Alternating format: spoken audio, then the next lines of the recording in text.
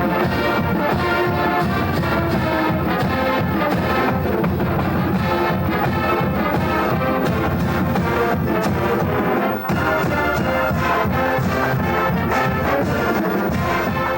everyone, and welcome to the very first episode of the Hive, Be in the Know stories about Medina City Schools.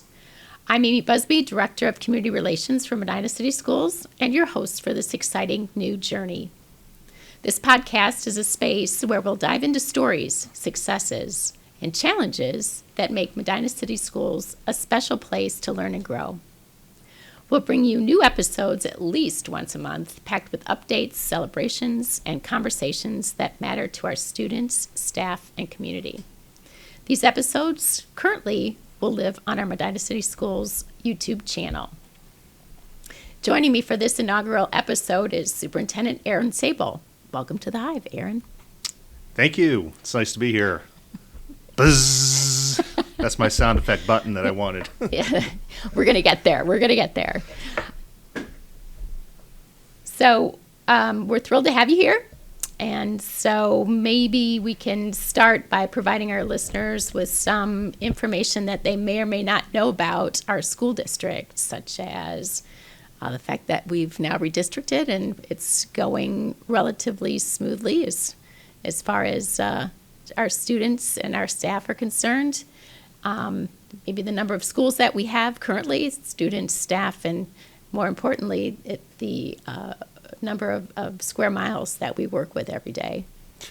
Now, we have got a ton of information to share with the community. The challenge that we constantly have is sharing out good, accurate, and direct information. So I'm excited to be able to be part of this podcast, and I thank you, Amy, for introducing to this as a new initiative for our district and our community. I said last night at the board meeting, you'd think right now would be the easiest time in history to communicate with people because there's so many modes where you can instantly communicate. But my experience over the course of my 20-some-year career is it's actually become more challenging because there are so many avenues to communicate, trying to find the right avenue that reaches the right people. And then with social media and the misinformation that can get out there, really providing the best accurate information. This can be a go-to place because it's coming straight from the source. Right. And, it's just another mode of communication that, we just talked about, that people like to receive their information in a variety of ways because we do have a diverse community where we have our parents and our students and our staff, but we also have a relatively large senior community that we're always looking for ways that we can reach and connect with them.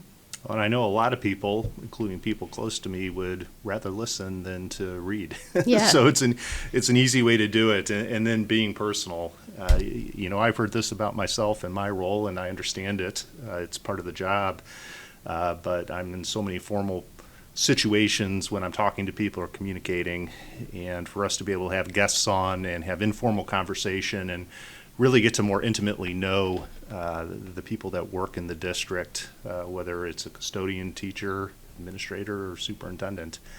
We all put our pants on one leg at a time, just like everybody else. Right, and one really important thing to remember, too, is that we're all educators, no matter at what level. So we're all really kind of responsible, so to speak, to tell the story of Medina City Schools. Well, and that's a motto that we've carried since the time I've been with the district, is making sure that all of our staff members identify as educators because we're all here for kids. Everybody plays a role in educating and helping our kids grow up. And I agree. Everybody has that education message to share from the school district. Yeah. And one of the really important pillars of our district is the portrait of a bee, and that's kind of our North Star that drives what we do every day. Maybe you could talk a little bit about what that is, and how it's utilized in our classroom, in particular the competencies that go along with our portrait. Yeah, the portrait of a bee, I think you said it was our North Star or guiding light, has really been an important piece of what we do as a school district. Not just what we do as a school district, but making sure that we're implementing programming that meets the expectation of our communities, because it really was a community-driven project It wasn't developed top-down by administration. There were students involved, businesses involved, parents involved, staff involved in creating what are the competencies that we need all of our students have when they graduate from Medina High School. And it really goes even beyond that. It's not just about graduation, it's about starting in preschool and how do we begin implementing those characteristics and growing those characteristics in students as they're growing. In my time in education, that's been a big shift. When you first got on, it was about content, teaching students math, reading, writing, literacy, science as a science teacher, so of course that's the most important. But there's really much more that has to happen in educating a student. I talk all the time about how we're one with the community and the community's one with us as a school district. We're both dependent on each other's success. Well, to be successful, especially in the modern era, it's much more than being able to do your multiplication tables. It's about being a good person, being able to communicate, being able to strategize, being able to fail and learn from failure and turn failure into success. And that's what our Portrait of a Bee is all about. What is a huge challenge is how do you implement that into a classroom? It's much easier to outline curriculum and steps for addition and subtraction than it is to work with students, parents in our community in how to raise good people. And I think, too, part of our goal with a Portrait of a Bee is to get our students and staff engaged in hands-on deeper learning. So it's just a completely different way to educate our students. Well, and it is, and it needs to be. I look back to when I was a teacher in the science classroom, and I did labs, but they were very prescribed labs.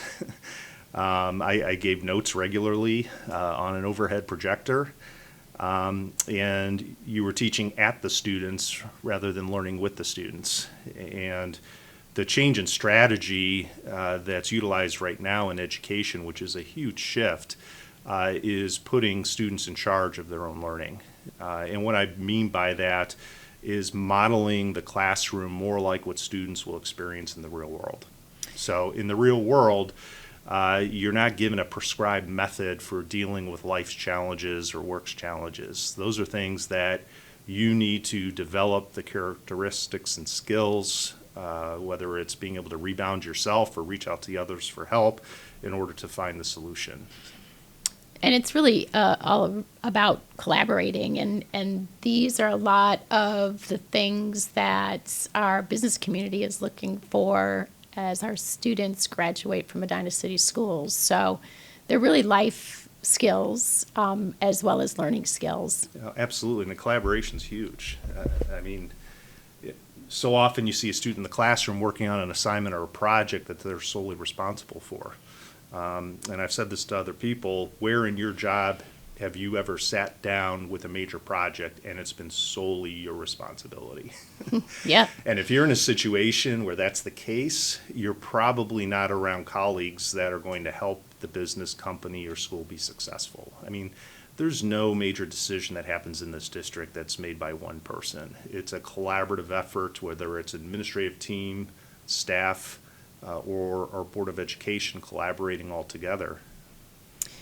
So early we talked about the fact that we've had some changes in our school district starting in this school year, and one of them was that we have closed and or repurposed some of our school buildings, and a lot of this is due to the fact that we've got declining enrollment in our district. So instead of 7 elementary schools, we're now down to 5. And maybe you can talk a little bit about what the benefits have been in making that decision. Sure. I want to go back and give a little history first too, though, because it's really been a complicated process. And we were in a real challenging position because we had to go on the ballot for new monies. We hadn't been on the ballot in 11 years. At the same time, we were seeing a drastic decrease in enrollment in the district. This is my 9th year here. When I first came to the district, we had about 62 to 6,400 students enrolled in the district. We're now right around 54 to 5,500 students. So when you have less students, you need less space to house them. There's the misconception, which is understandable, that it had to do with the levy, and it really didn't. We could have been flush with cash, and we still would have, the responsible move would have been to redistrict. So the redistricting really is the result of a decreased enrollment that started down at the elementary levels. The other thing that was really important to us as we're becoming a more diverse community was having all of our buildings reflect our actual community.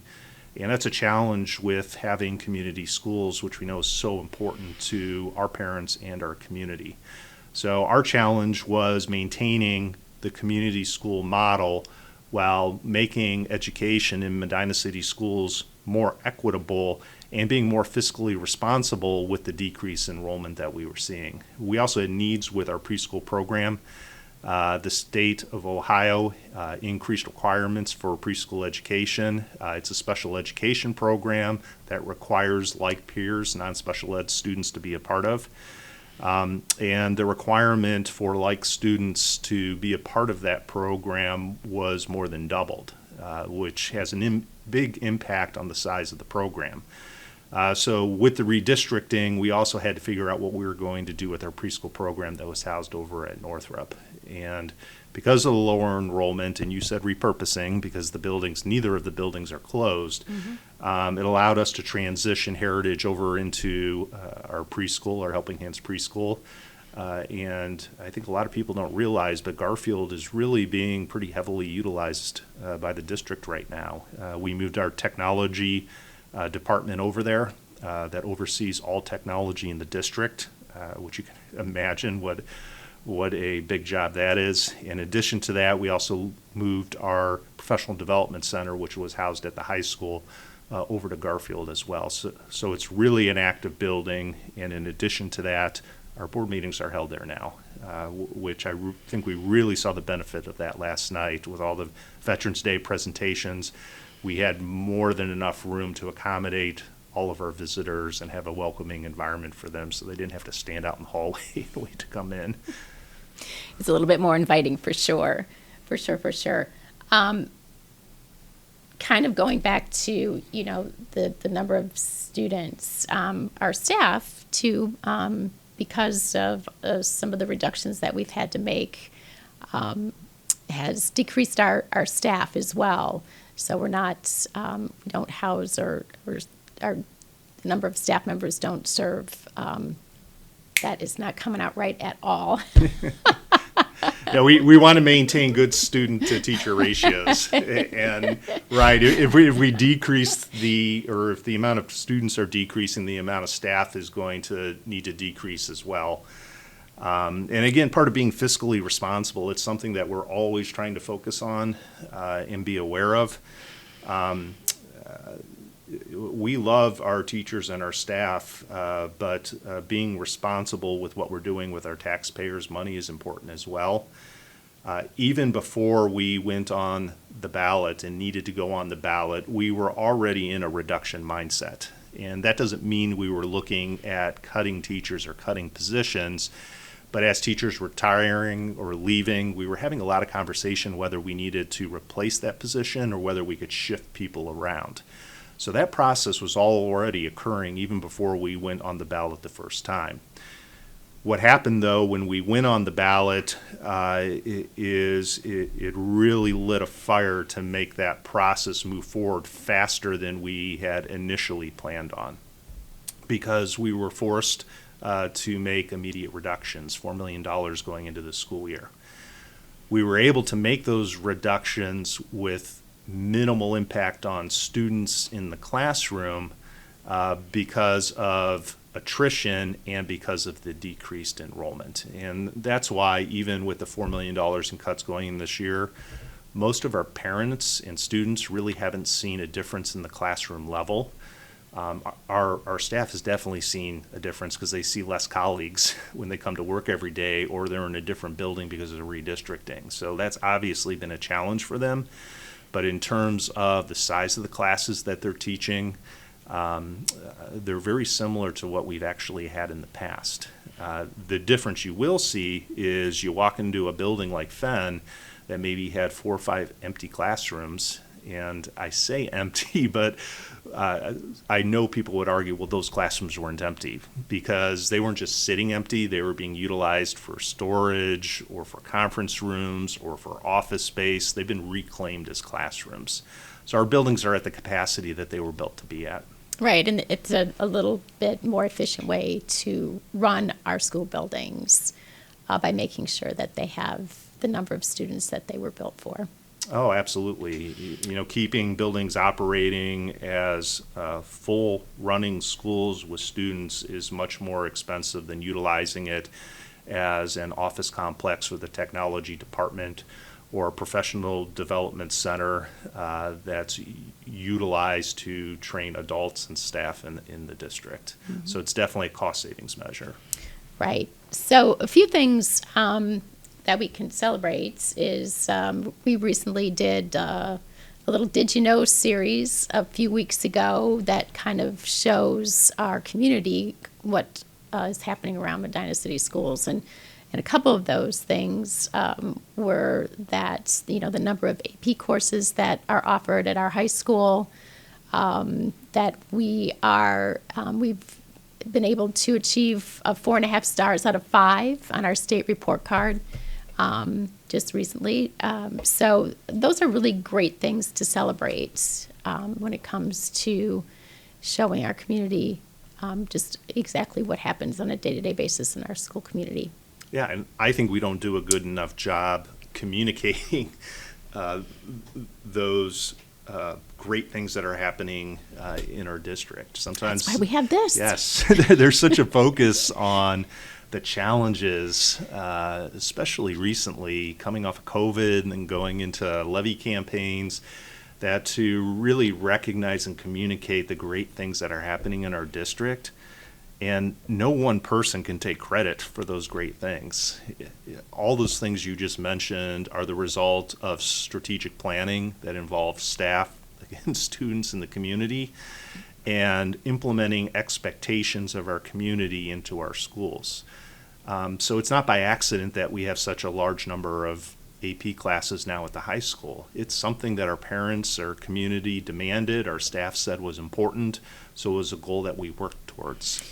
Right, and it's very similar to, a lot of the services that we offer for gifted students and the like.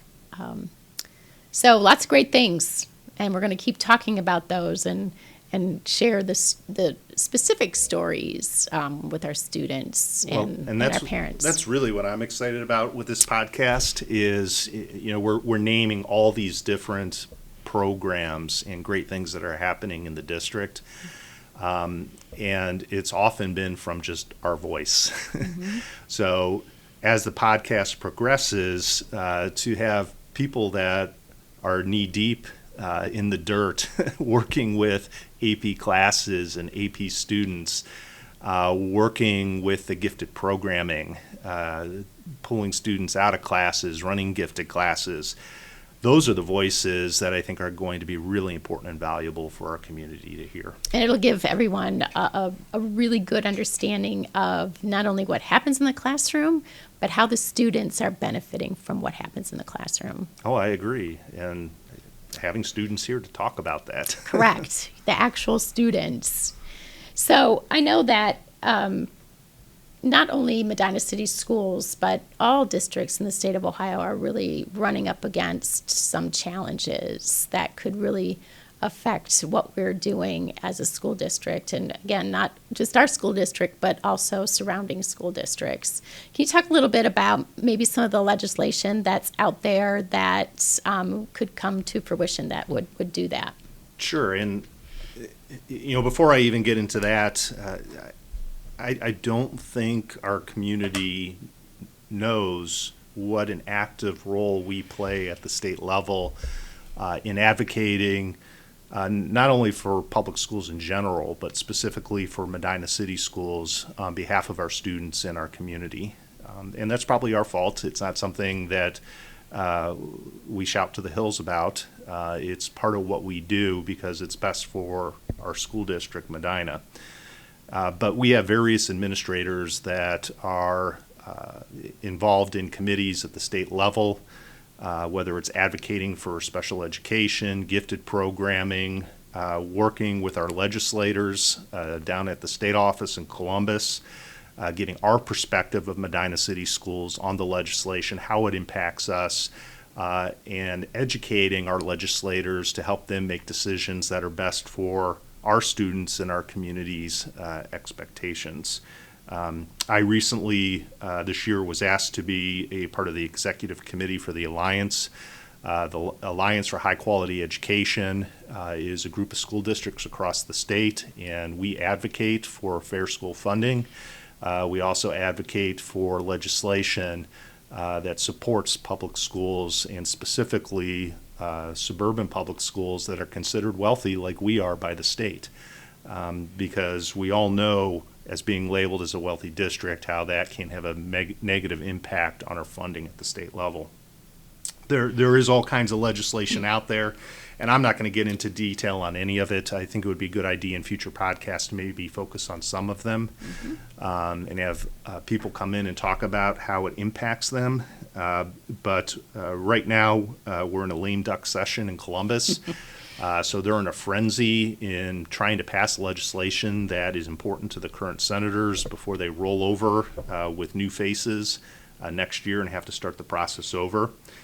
But there's a mix of legislation. There's some legislation that is very positive and supportive of the community and schools. An example of this is Senate Bill 208.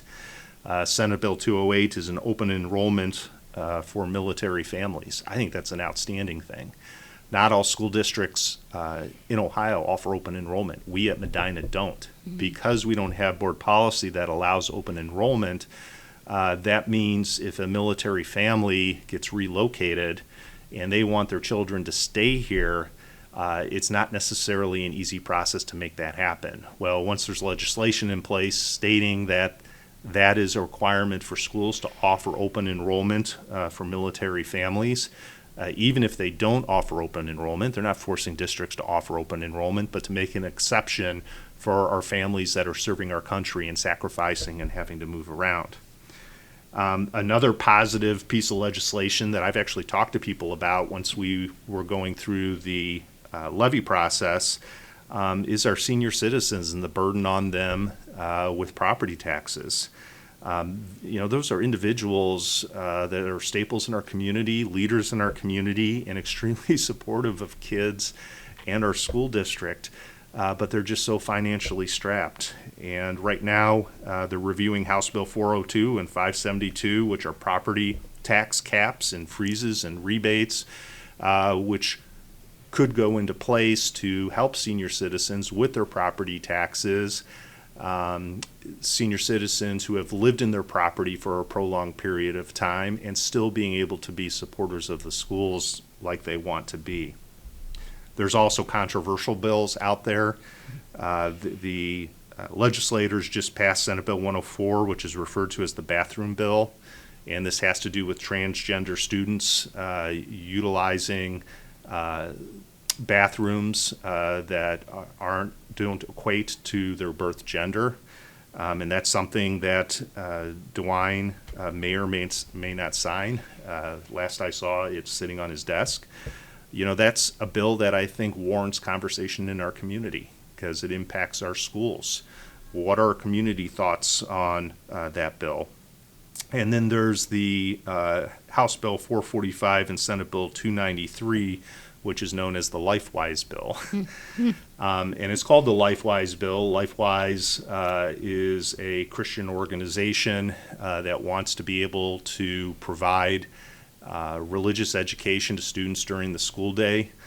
Currently, it's up to a school district, whether that's board policy they'll pass to allow that. The bill that the legislation is looking to put through takes the choice away from the local level and mandates it across the state. It's called the LifeWise bill because LifeWise is the one who's really pushing this down in Columbus.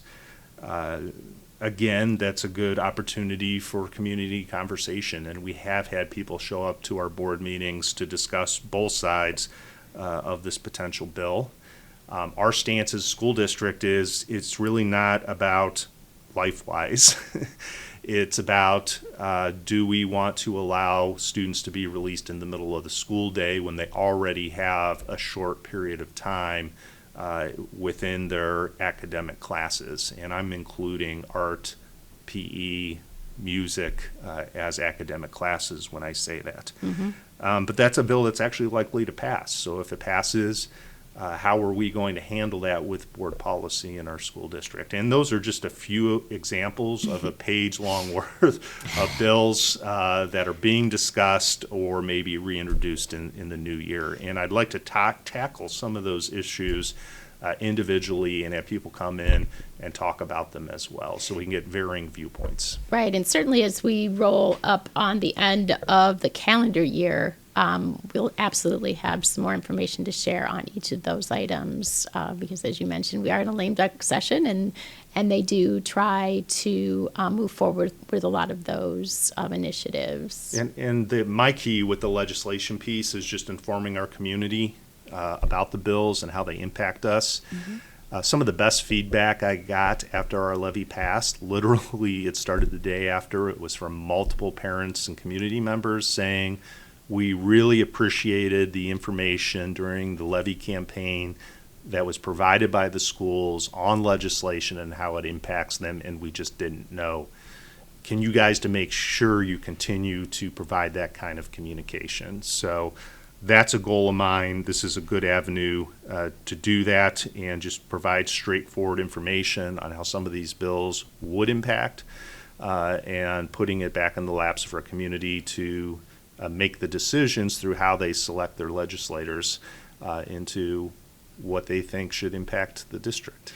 Yeah, and I think there's a feeling that there's a lot of momentum in our community to kind of hit the states from everyone's perspective and trying to do what's best for our school district, which ultimately does what's best for our community. So I think engaging our community in those conversations is going to be really important. Well, and I think a big one, which we haven't even mentioned or gotten into, but that's school funding.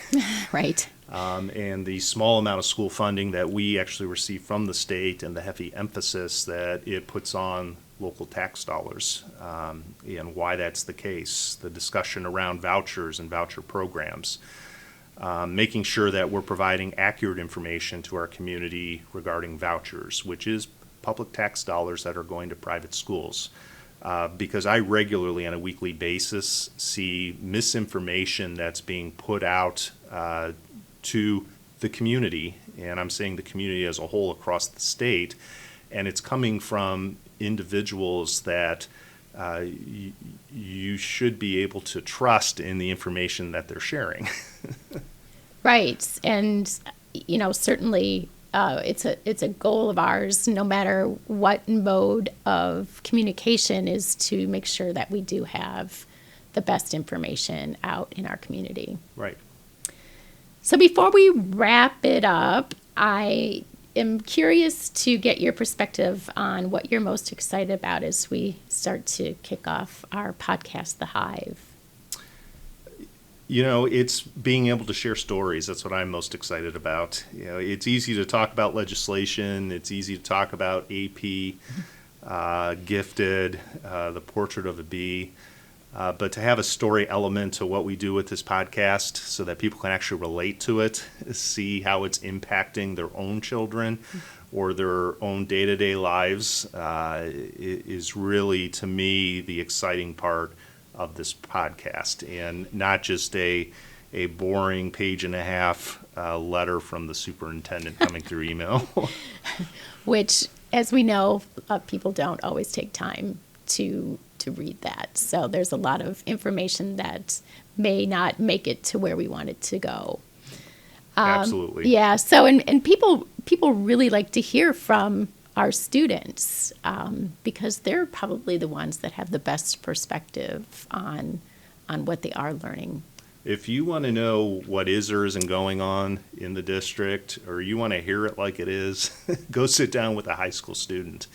And they'll let you know what's happening in their classrooms, in their building, and in this district, and how it's impacting their lives. Right. So from moving forward, we'll have more stories mixed in with updates and other conversations as we move forward with our podcast, and hopefully we'll have one in the next couple of weeks. We've got a lot of things going on, and we'll try to catch people before they get ready to go on winter break. I'm sure we'll get a lot of good stuff because people are going to be excited about the holiday and having a little time away. So until then, stay curious, stay connected. This is The Hive, Be in the Know, stories about Medina City Schools.